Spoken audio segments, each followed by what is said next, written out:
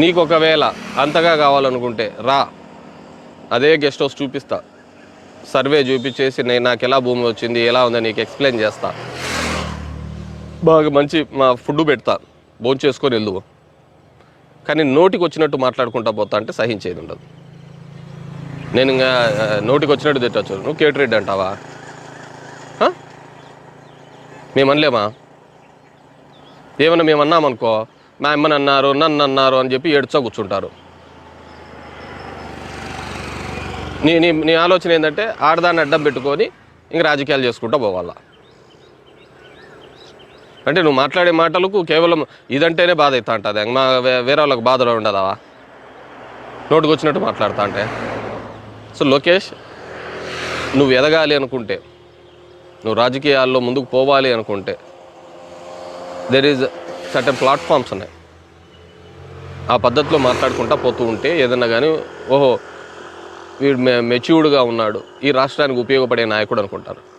ఇలాగ అనుకున్నాడు అనుకో, వీడు 10 కాలాలు ఉండవుడు పోతాడు ఏడు తొందరగా అంటారు. ఇట్లయితే ఏడుంటాడు బై ఈడే ఉంటాడు అని నెత్తికి ఎతకొస్తున్నాడు అంటారు. సో నిన్న నువ్వు మాట్లాడిన మాటలు, ఎవడో బస్టాండ్ ఎదురుగా బ్రాహ్మిన్స్ది ల్యాండ్, అది 5 ఎకరాలు ల్యాండ్. ఆ ల్యాండ్లో వేరే వాళ్ళు ఎంక్రోచ్ అయి ఉన్నారు.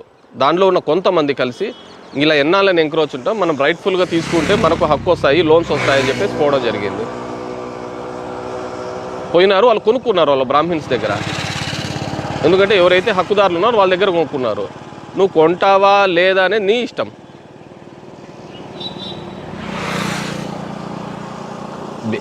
ఒక నాయకుడు ఉండాల్సింది విషయ పరిజ్ఞానం. ఎవడు చీటీలలో రాసిస్తే వాడి చీటీలలో రాపేయడం కాదు. నిన్న 30 ఇసుక బండ్లు పోతున్నాయి. ఎక్కడికి పోతున్నాయి? నాడు నేడు స్కూల్స్కి పోతున్నాయి. వాళ్ళు పేపర్లు చూపిస్తున్నా కానీ పేపర్లు తీసుకోకుండా ఇవన్నీ బెంగళూరు పోతానే అంటారు. బెంగళూరు పోవాలంటే ధర్మవరం దగ్గర నుంచే పోవాలా? అక్కడ దగ్గరలో ఉండవా? అసలు జీవో నెంబర్ 71, 76 ప్రకారం వేరే రాష్ట్రానికే పోవడానికి లేదు. నీకు చేతనైతే మీ వాళ్ళను 20 మందిని పెట్టి కర్ణాటక రాష్ట్రం అన్ని బార్డర్లో పట్టుకొని రెడ్ హ్యాండెడ్గా బట్టి చూపి అప్పుడు వేరే వాళ్ళకి పోతా ఉంటుంది. మా ఊరి దగ్గర పట్టుకొని బెంగళూరు పోతుందంటే ఎట్లయితుంది? ధర్మవరంలో ఇసుక లారీలు పోతూ ఉంటే నాడు నేడుకో స్కూల్స్కో ఇన్ఫ్రాస్ట్రక్చర్కో దానికి సంబంధించి బెంగళూరు పోతుందంటే ఎట్లయితుంది? నువ్వు బెంగళూరు అంటే కర్ణాటక బార్డర్లో పట్టుకున్నా చూడు, ఈ ధర్మవరం నుంచి వస్తారా బడ్డే. ఇప్పుడు చెప్పు కేతిరెడ్డి అను, తల ఉంచుకుంటా.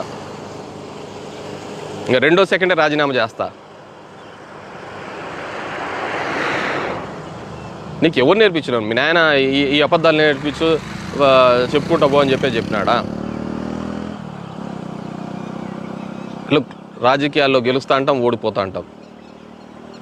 ఒక సిద్ధాంతం అంటూ ఉండాల. నేను ఎప్పుడో చెప్పా నీకు, అంది కాదు నీకు ఛాలెంజ్ చేస్తానా. నువ్వు పాదయాత్ర నువ్వు తిరుగుతున్నావు కదా, ఇంకా 350 రోజులేమో, రోజు మైక్ పెట్టుకొని తిరిగి చేయి. ఏమేమి చేస్తున్నావో తెలుస్తుంది. ఆ సందర్భం వచ్చేటప్పుడు మైక్ చెప్పుకుంటే ఆ ప్రజలు ఏం చెప్తున్నారు దానికి నువ్వు సమాధానం చెప్తా ఉంటారు. నిన్న చేనేతలకు వచ్చినప్పుడు చెప్పినావు జిఎస్టీ చేసేస్తారు. జిఎస్టీ వచ్చినప్పుడు ఎవరిది? నువ్వే కదా, మీ ప్రభుత్వమే కదా ఉండేది. ఆ జిఎస్టీని 12% చేయాలనే ఆలోచన వచ్చినప్పుడు నేను పోయి కలిశాను ఫైనాన్స్ మినిస్టర్ని. ముడి సరుకులు పెరుగుతున్నాయని తెలిస్తే నేను పోయి కలిశాను. ఇలా ఇంపోర్ట్ డ్యూటీస్ ఎక్కువ అయిపోయి బ్యాన్ ఉండడం వల్ల మనకు సిల్క్ రావటం లేదు, దానివల్ల ఇక్కడ బాగా పెరుగుతుంది. దెర్ ఇస్ ఎ గ్యాప్ ఉంది, సప్లైకి డిమాండ్కి గ్యాప్ ఉంది. సప్లై తగ్గిపోయింది, డిమాండ్ అయిపోయి ప్రైస్ ఎస్కలేషన్ అవుతున్నాయని చెప్పేసి నేను పోయి కలిశాను నిర్మలా సీతారామన్ గారిని. నోటికి వచ్చినట్టు మీ నాయన ఒకటి చెప్తూ ఉంటే నేనే కంప్యూటర్లు కనిపెట్టినా, నేనే ఫోన్లు కనిపెట్టినా, నేనే కరోనా మందు కనిపెట్టినానని. అరే ఏం నాకు అర్థం కావటం లేదు. ఆంధ్రప్రదేశ్ ప్రజలు ఇంత తిక్కలు అయిపోయినామా? దాన్ని ఎక్కడికంటే అక్కడ నీ మీడియా ఉందని, సోషల్ మీడియా ఉందని ట్రోల్ చేస్తారా, లేకుంటే ఇంకోటి పెడతారంటే కమ్ టు ద ప్రాక్టికల్. నేను ఈ రోజు నుంచి చేస్తున్నాను, 15 సంవత్సరాల నుంచి చేస్తున్నాను గుడ్ మార్నింగ్ ధర్మవరం. దానివల్ల ఎన్నో ఇష్యూస్ ఐడెంటిఫై చేశా. నువ్వు మీ ఊర్లో జరిగిన మా ధర్మవరంలో దాంట్లో డెవలప్మెంట్లలో నువ్వు చేసిన దానిలో ఒక్కదానికన్నా సెల్ఫీ వీడియో ఎందుకు తీయలేకపోయినావు? ఎందుకు తీసుకున్నావు? టిట్కో ఇళ్ళ దగ్గర తీసినావు 1400. నేను ఎన్ని కట్టించా? 26,000 ఇల్లు కట్టించా. పక్కనే ఉంది తిట్టుకో ఇల్లు పక్కనే. ఎందుకు ఫోటో తీయలేకపోయినావు? అలాగే ముందరికి వస్తుంటే జంక్షన్ కనపడుతుంది. ఆడ లెఫ్ట్లోకి పోతా అంటే కేతిరెడ్డి సూర్యప్రతాప్ రెడ్డి ఫ్లైఓవర్ ఉంటుంది, నేను కట్టించా. 98 కోట్ల రూపాయలతో ధర్మవరంలో తాగునీళ్ళు నేను చేయించాను. తాగునీళ్ళ సమస్య లేకుండా చేశా. చేనేతలకు మొట్టమొదట 600 రూపాయలు తీసుకొని వచ్చిన నేను. తర్వాత 1000 రూపాయలు మీరు మీ ప్రభుత్వంలో చేస్తే ఇవ్వకపోతే మేము ధర్నాలు చేసినాం. కాదని అక్కడ ప్రజలకు చెప్పమనండి. సో పబ్లిక్కి నా నీడ్ ఉందా లేదా అని వాళ్ళు ఆలోచించుకోవాలి, నేను కాదు. నా అవసరం ఉందంటే నాకు ఓటేస్తారు, నా అవసరం లేదనుకుంటే ఓటేయరు, దానికి ఏముంటుంది. So I'm doing my best. ఈరోజు 680 కోట్ల రూపాయలతో జిల్లేడుబండ ప్రాజెక్ట్ జరుగుతోంది. వచ్చింటే నీకు ఆడ సెల్ఫీ ఒకటి వీడియో తీసి పెట్టింది కదా, నువ్వేం చేసినా ఒకటి చూపించి ఉండాల్సిందే. 480 కోట్ల రూపాయలతో Battalapalli Mudigubba 4 lane express highway జరుగుతుంది. ముదుగుబ్బ 100 కోట్ల రూపాయలు బైపాస్ జరుగుతోంది. ఇవి మానేసి ఒక వీడియో చూసినా, నేను చూపించా. నువ్వు నిన్న ఇచ్చావు కదా ఛాలెంజ్, నేను చెప్తున్నాను కదా, ఒక రైతుడు చూపి మనం నేను చేసినట్టు, నా పేరు మీద ఉన్నట్టు, వాళ్ళని బలవంతంగా తీసుకున్నట్టు. నువ్వు వదిలిపెట్టి వెళ్ళిపోతావా?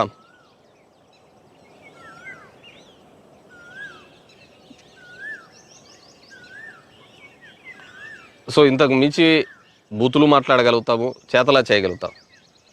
నువ్వు వచ్చి పీకేదేమీ లేదు, పెట్టేదేమీ లేదు.